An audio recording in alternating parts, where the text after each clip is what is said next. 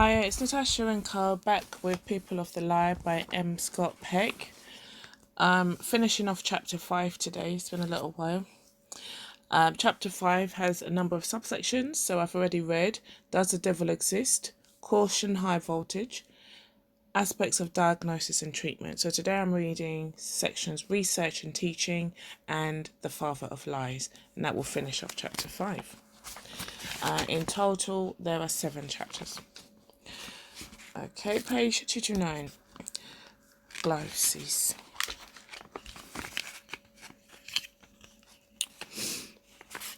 While I have endeavoured to my utmost to be objective, the fact remains that the preceding account of 2 cases of possession and exorcism is a subjective one of my personal experience. I am certain that each team member would write a different tale. I believe that the phenomena of possession and exorcism need to be studied scientifically. It is more than a matter of idle scientific curiosity. While genuine possession may be a rare phenomenon, the subject represents a veritable untapped goldmine for scientific unearthing. Hemophilia is a rare disease, but its study did much to illume the whole physiology of blood clotting. In the same way, the study of possession and exorcism will further illume not only the physiology of evil, but our very understanding of human meaning. There is a resistance to such scientific study, a part of the more general resistance of science toward the spiritual and supernatural. It is interesting that while possession and exorcism have never been scientifically studied to my knowledge, we know that that's not the case. We've recently read a couple of journal articles about possession and the government's involvement in its studies.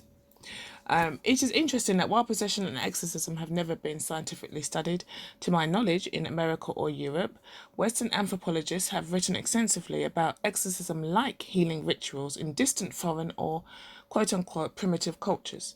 It is as if it is somehow okay to study such things over there at a considerable distance from us, as long as we don't look at what's going on closer to home among ourselves. I do not mean to decry such anthropological research. To the contrary, I think we need more of it. The 2 cases I witnessed were one of possession by a spirit that has been well described in Christian literature under the name of Satan. Would that same spirit be identifiable under a different name in the exorcisms of Hindus or Hottentots? Is Satan merely a demon that attacks Judeo-Christians, or is it a cross-cultural universal enemy? It is an important question. The resistance to the scientific study of such matters close to home comes from many of the religious as well as the scientific-minded. I once proposed the establishment of an Institute for the Study of Deliverance to an organisation of scientifically and religiously oriented professionals who were rather at odds with each other. For the first time in years, they were able to unite in opposition to my proposal for the scientific study of religious healing, ranging from prayer through deliverance to exorcism. There are too many variables. Your operational definitions are fuzzy. It's inherently unresearchable, said the scientific. Everyone knows prayer works, and you shouldn't tamper with faith, said the religious. Actually, there are more real or worrisome problems with such an institute, for I have grave doubts that the process of exorcism should ever be institutionalized. I have said that in both cases described, the team members assembled at great personal risk and sacrifice, and I profoundly suspect that this is one of the reasons the exorcisms succeeded. I am not at all sure that an exorcism could be successfully conducted by rotating shifts of 9 to 5 salaried human service employees. Beyond that, it is questionable just how scientifically exorcisms can be researched. Were I to conduct an exorcism, I would not exclude from the team any mature Hindu, Buddhist, Muslim, Jew, atheist, or agnostic who was a genuinely loving presence. But I would, without hesitation, exclude a nominal Christian or anyone else who was not such a presence. For the presence of one unloving person in the room is likely not only to cause the exorcism to fail, but to subject the team members as well as the patient to the possibility of grave harm. If lovingness is incompatible with scientific objectivity, then there can or should be no such thing as a scientific, on-the-spot observation of an exorcism. At an exorcism, the only observers are the participants. Still, It would be nice indeed to have at least some institutional support for such healing endeavours. Both patients whose cases I recounted were gravely ill from a psychiatric standpoint before their exorcisms. It would have been much easier if there had been a psychiatric hospital available to care for acknowledged cases of possession, and it would have been much easier for all concerned if the institutional church had been more open to offering its sponsorship, blessing and service. While there was cooperation from some church authorities in both cases, the more general response of the church was to try to avoid any involvement. The Church's fear of repercussions in such cases is both natural and realistic, but not necessarily humane. At the very least, a centralised databank and study centre is required. To this centre could be sent reports of cases and videotapes of exorcisms. With thorough safeguards for confidentiality, authorised behavioural scientists could come to the centre to examine the data. Although much of the true flavour and spiritual energy of the experience will be missing from such data, it would still be sufficient basis for many valuable scientific studies. The centre could also serve for teaching. It could develop standards for diagnosis and treatment which would diminish the number of irresponsible exorcisms and deliverances that are likely to occur. It could also conduct training seminars for appropriately selected people. While genuine possessions may be rare, we do know that there are more cases than can be treated by currently available competent exorcists. Next subsection is called the Father of Lies. Toward the end of one exorcism, in response to a comment that the spirit must really hate Jesus, the patient, with a full-blown satanic facial expression, said in a silky, oily voice, "We don't hate Jesus, we just test him." In the middle of the other exorcism, when asked whether the possession was by multiple spirits, the patient with hooded, serpentine eyes answered quietly, almost in a hiss, "They all belong to me." As the title of a recent article asks, who in the hell is Satan? I don't know. The experience of 2 exorcisms is hardly sufficient for one to unravel all the mystery of the spiritual realm, nor would the experience of 100 be sufficient. But I think I now know a few things about Satan and also have the basis to make a few speculations. While my experience is insufficient to prove Judeo-Christian myth and doctrine about Satan, I have learned nothing that fails to support it. According to this myth and doctrine, in the beginning Satan was God's second in command, chief among all his angels, the beautiful and beloved Lucifer. The service it performed in God's behalf was to enhance the spiritual growth of human beings through the use of testing and temptation, just as we test our own children in school so as to enhance their growth. Satan therefore was primarily a teacher of mankind, which is why it was called Lucifer, the light bearer. As time went by, however, Satan became so enamoured with its adversarial functions that it began to employ them more for its own delight than on God's behalf. This we see in the book of Job. Coincidentally, God decided that something more was required than simple testing for the uplifting of mankind. What was required was both an example of his love and an example to live by. So he sent his only son to live and die as one of us. Satan was superseded by Christ, both in function and in God's heart. It was so enamoured of itself that Satan perceived this as an intolerable personal insult. Puffed up with pride, it refused to submit to God's judgment of the precedence of Christ. It rebelled against God. Satan itself created the situation in which heaven became literally not big enough for the both of them. So Satan was inevitably, by its own doing, immediately cast out into hell, where, once the light bearer, it now dwells in darkness as a father of lies, nursing continual dreams of revenge against God. And through the angels at its command who joined it in its rebellion and fall, it now wages continual war against God's design. Where once it existed to spiritually uplift mankind, it now exists to spiritually destroy us. In the battle for our souls, it attempts to oppose Christ at every turn. Satan perceives Christ as its personal enemy. As Christ in spirit lives, so is Satan the living Antichrist.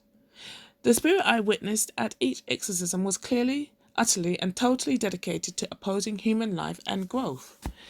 I missed something. There's a note here. The note is after describing Lucifer as the light bearer. The note reads, the original meaning of the words Satan and devil were not pejorative as they are today. Devil and diabolic come from the Greek verb diabalein, Diabalein,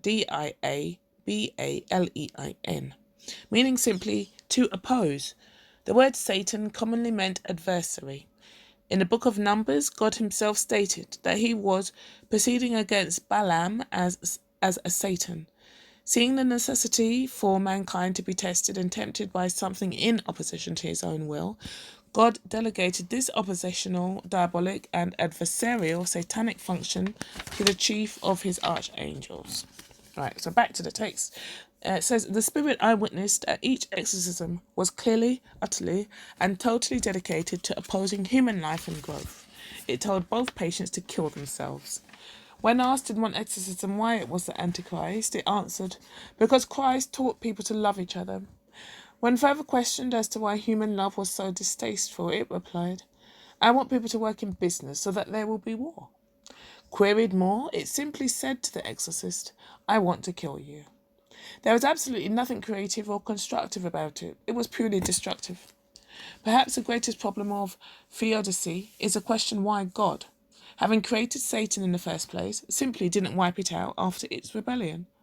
The question presupposes that God would wipe anything out. It assumes that God can punish and kill. Perhaps the answer is that God gave Satan free will and that God cannot destroy, he can only create. The point is that God does not punish. To create us in his image, God gave us free will. To have done otherwise would have been to make us puppets or hollow mannequins. There should be a note where it says the point is that God does not punish. I mean, I don't know the Bible intimately, but I know it well enough to know that that is a contradiction at best. Anyway, the point is that God does not punish. To create us in his image, God gave us free will. To have done otherwise would have been to make us puppets or hollow mannequins. Yet, to give us free will, God had to forswear the use of force against us. We do not have free will when there is a gun pointed at our back. It is not necessarily that God lacks the power to destroy us, to punish us, but that in his love for us he has painfully and terribly chosen never to use it. In agony he must stand by and let us be. He intervenes only to help, never to hurt. The Christian God is a God of restraint, having forsworn the use of power against us if we refuse his help. He has no recourse but weeping to watch us punish ourselves. This point is unclear in the Old Testament. There, God is depicted as punitive, but it begins to become clear with Christ. In Christ, God himself impotently suffered death at the hands of human evil. He did not raise a finger against his persecutors. Thereafter, in the New Testament, we hear echoes of the punitive Old Testament God, one way or another, saying that the wicked will get what's coming to them. But these are only echoes. A punishing God does not enter the picture ever again. So this is a contradiction. He's contradicting himself for some reason. I think in this section, he's determined to tie it back to God and his commitment to Christianity. But it might be causing some rose-tinted glasses here. Anyway, while many nominal Christians still today envision their God as a giant cop in the sky, the reality of Christian doctrine is that God has forever eschewed police power. Of the Holocaust as well as of lesser evils, it is often asked, how could a loving God allow such a thing to happen? It is a bleeding, brutal question. The question answer may not suit our tastes, but it is hardly ambiguous. Having forsaken force, God is impotent to prevent the atrocities that we commit upon one another. He can only continue to grieve with us. He will offer us himself in all his wisdom, but he cannot make us choose to abide with him. Beautiful hymn. For the moment, then, God tormented waits upon us through one Holocaust after another. And it may seem to us that we are doomed by this strange God who reigns in weakness, but there is a denouement to Christian doctrine. God in his weakness will win the battle against evil. In fact, the battle is already won. The resurrection symbolizes not only that Christ overcame the evil of his day 2 millennia ago, but that he overcame it for all time. Christ impotently nailed upon the cross is God's ultimate weapon. Through it, the defeat of evil is utterly assured. It is vitally necessary that we struggle against evil with all the power at our command, but the crucial victory occurred almost 2,000 years ago. Necessary and even dangerous and devastating though our own personal battles may be, unknown to us they are, but mopping up operations against a retreating enemy who has long since lost the war. This idea that Satan and its works, despite all appearances, is actually on the run, offers a possible answer to a major question of mine. I have spoken of the factors that predispose both of the two patients to their possession. But what about the far greater number of children who are also lonely victims of human evil and have even more serious character defects as a result, yet who do not apparently become possessed? Why not? I also mentioned the quality of potential holiness in the personalities of both patients. I wonder if they did not become possessed precisely because of this potential holiness. I wonder if Satan did not specifically invest its energy in attacking them because they represented a particular threat to its designs. Perhaps Satan does not have the energy left to go wherever there is human weakness. Perhaps it is frantically engaged in attempting to put out the fires. Be that as it may, as Martin points out, it is terribly important to understand that Satan is a spirit. I have met Satan, and this is true. But it is not tangible in the way that matter is tangible. It no more has horns, hooves, and a forked tail than God has a long white beard. There's a note. The note says, John A. Sanford suggests that the horned image of Satan was derived from the pre-Christian horned male god of the British. The gods of the old religion always become the devils of the new. From evil, the shadow side of reality. Back to the text. Even the name Satan is just a name we have given to something basically nameless. Like God, Satan can manifest itself in and through material beings, but it itself is not material. Nor is it even its manifestations. In one case described, it manifested itself through the patient's writhing serpentine body, biting teeth, scratching nails, and hooded reptilian eyes. But there were no fangs nor scales. It was through the use of the patient's body, extraordinarily and dramatically and even supernaturally snake-like. But it is not itself a snake. It is spirit.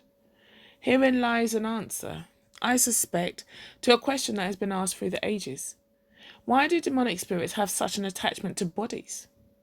During one of the exorcisms, I witnessed the exorcist attempt to so enrage Satan that it would leave the possessed, restrained body to attack him, the exorcist. The maneuver did not work. Despite its obvious homicidal fury at the exorcist, nothing happened. And slowly it dawned on us that the spirit either could not or would not leave the patient's body under such conditions. This led us to two conclusions. One, already mentioned, is that ultimately the patient had to be the exorcist. The other is that Satan has no power except in a human body. Those are two interesting points. Think about those after. Satan cannot do evil except through a human body. Although a murderer from the beginning, it cannot murder except with human hands. It does not have the power to kill or even harm by itself. It must use human beings to do its deviltry. Although it repeatedly threatened to kill the possessed and the exorcists, its threats were empty. Satan's threats are always empty. They are all lies. In fact, the only power that Satan has is through human belief in its lies. Both patients became possessed because they bought its false seductive promise of quote-unquote friendship. Possession was maintained because they believed its threats that they would die without it. And the possession was ended when both chose to believe its lies no longer, but to transcend their fear by trust in the resurrected Christ and to pray to the God of truth for deliverance. During each exorcism, Satan's lies were confronted, and each exorcism was concluded successfully by a conversion of sorts, a change of faith or value system. I now know what Jesus meant when he so frequently said, "By your faith you have been healed." So we are back to lies. Whatever relationship it might have to the people of the lie, I know no more accurate epithet for Satan than the father of lies. Throughout both exorcisms, it lied continually. Even when it revealed itself, it did so with half-truths. It was revealed to be the Antichrist when it said, "We don't hate Jesus, we just test him." But the reality is that it does hate Jesus. The list of lies it spoke was endless, sometimes almost a boring litany. The major ones I remember were: humans must defend themselves in order to survive and cannot rely on anything other than themselves in their defense. Everything is explainable in terms of negative and positive energy, which balance out to be zero, and there is no mystery in the world.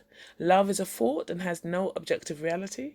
Science is whatever one chooses to call science. Death is the absolute end to life. There is no more. All humans are motivated primarily by money, and if this appears not to be the case, it is only because they are hypocrites. To compete for money, therefore, is the only intelligent way to live. Satan can use any human sin or weakness, greed and pride for instance. It will use any available tactic: seduction, cajolery, flattery, intellectual argument. But its principal weapon is fear. And in the post-exorcism period, after its lies had been exposed, it was reduced to haunting both patients with dully repetitive threats. We will kill you. We will get you. We will torture you. We will kill you. As well as being the father of lies, Satan may be said to be a spirit of mental illness. In The Road Less Travelled, I define mental health as an ongoing process of dedication to reality at all costs. Satan is utterly dedicated to opposing that process. In fact, the best definition I have for Satan is that it is a real spirit of unreality. The paradoxical reality of the spirit must be recognized. Although intangible and immaterial, it has a personality, a true being. We must not fall back into St. Augustine's now discarded doctrine of the privatio boni, whereby evil was defined as the absence of good. Satan's personality cannot be characterized simply by an absence, a nothingness. It is true that there is an absence of love in its personality. It is also true, however, that pervading this personality is an active presence of hate. Satan wants to destroy us. It is important that we understand this. There are quite popular systems of thought these days, such as Christian Science of the Course in Miracles, which define evil as unreality. It is a half-truth. The spirit of evil is one of unreality, but it itself is real. It really exists. To think otherwise is to be misled.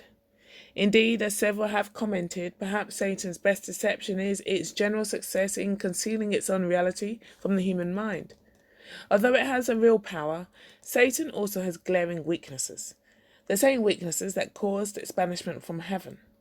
Martin noted that exorcisms can reveal not only extraordinary demonic brilliance, but also extraordinary demonic stupidity.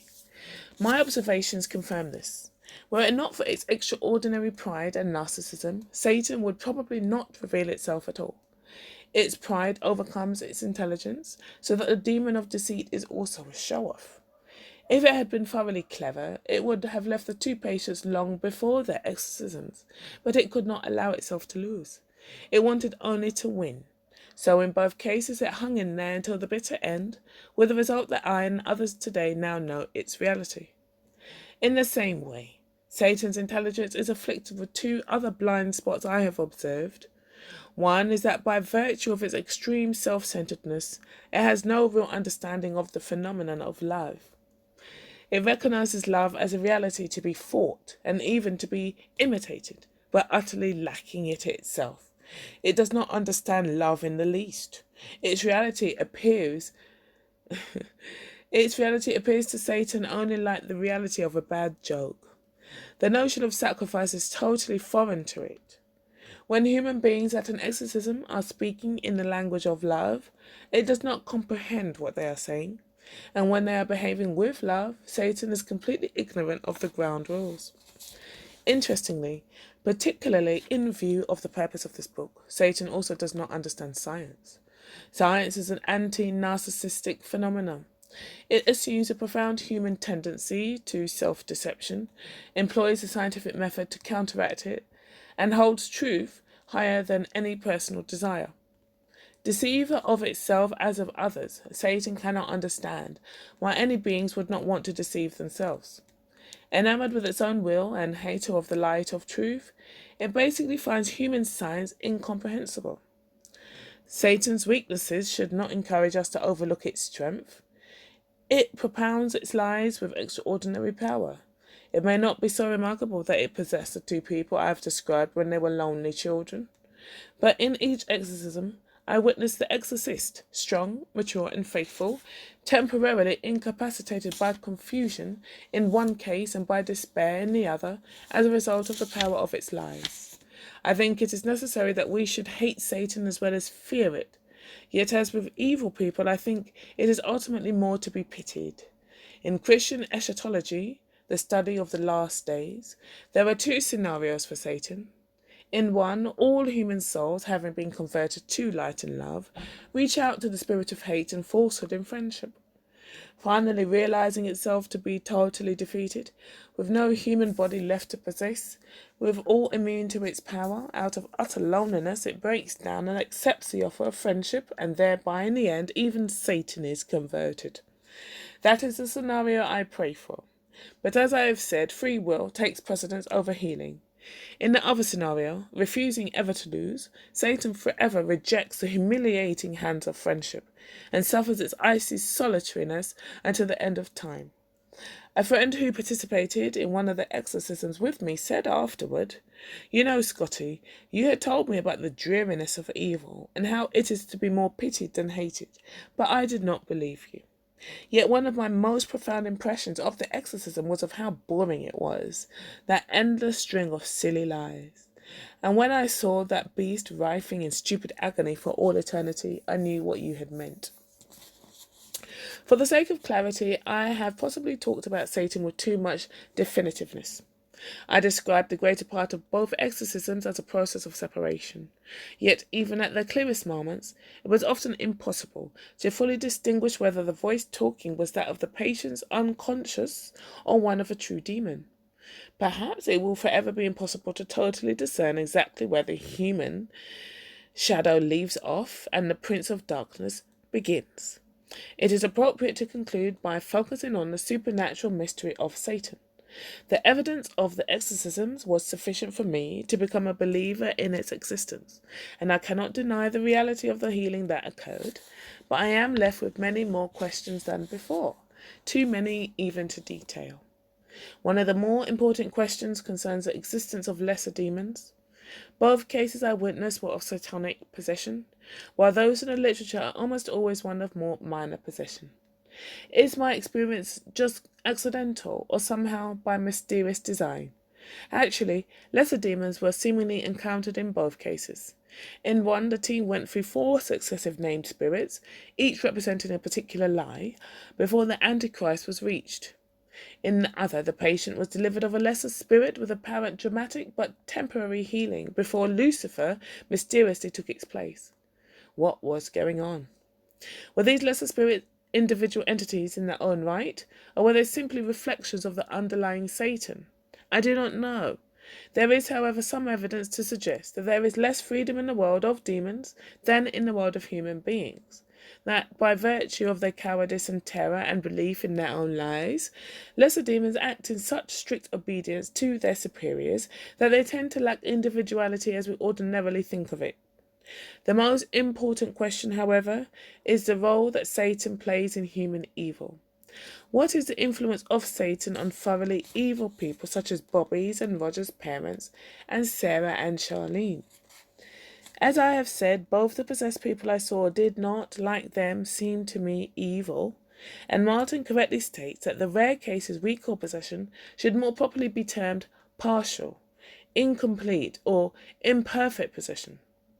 Martin suggests the hypothesis that perfectly possessed human beings may exist, even abound, but he offers this hypothesis only as a highly tentative one.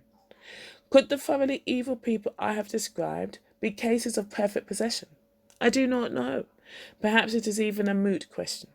Since they are the least likely to submit themselves to psychotherapy, the truly evil are even less likely to undergo an exorcism through which the demonic would be fully discovered. If there is such a thing as perfect possession, it is highly likely to preclude its own revelation. So I have no idea whether Satan actively recruits the commonly evil to do its work. I suspect not. Given the dynamics of sin and narcissism, I suspect they recruit themselves. But until such time as we have greater knowledge of Satan, my understanding remains faint. The end of chapter 5. Yeah, all I would say is I didn't appreciate those 2 subsections, research and teaching and the father of lies. I feel like it was far too much about his personal take on Christianity and his insistence or need to transpose it over this experience of possession that he was privileged enough to observe, rather than just describe what you saw. By all means, try and make sense of it in your own mind, but the sense he's trying to make here is really clutching at really desperate sounding straws, I think. I put a note of something I wanted to think about, where one thing he said that allowed me room to think my own thoughts, was where he said conclusions about Satan he found is that the patient involved in exorcism must ultimately be the one to perform the exorcism. And the other thing he found is that Satan has no power except in a human body. So he's proposing that one or both of those two things are true. And I think those are really interesting things. These are sorts of things to talk about in our group. I don't want to ramble on. Except I just think I will add where he spoke about how Satan and the lesser demons in them showed up in the exorcism, and he's not sure if they're all one big Satan or if they're all individual beings that work for Satan. It put me in mind straight away of the movie. It's a very scary movie, and it is called it's a movie about a young teenage boy, like a poor man's Michael J. Fox. Society. Yeah, it's available free on the Demon Portal. You'll find that many movies that are significant to understanding these phenomena are freely available, either Daily Motion or YouTube. Let me quickly check that it's called.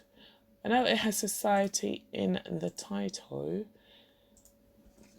but let me just check. Society, Society. See, that didn't come up. What if I put Society movie? What's it called? Yeah, it is called Society, and it's from 1989. So you will find it. See if you can see where I'm coming from with the point I'm making now. Thank you for listening.